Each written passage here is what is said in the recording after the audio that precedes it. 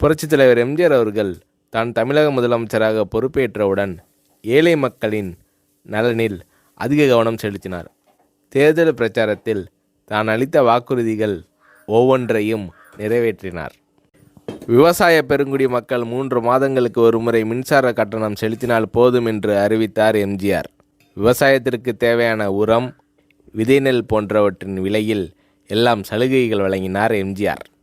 அதிமுக ஆட்சி காலத்தில் பேருந்து கட்டணமும் குறைந்தது. மாணவர்களுக்கான சீசன் டிக்கெட்டில் கிட்டத்தட்ட 30% சலுகை தரப்பட்டது.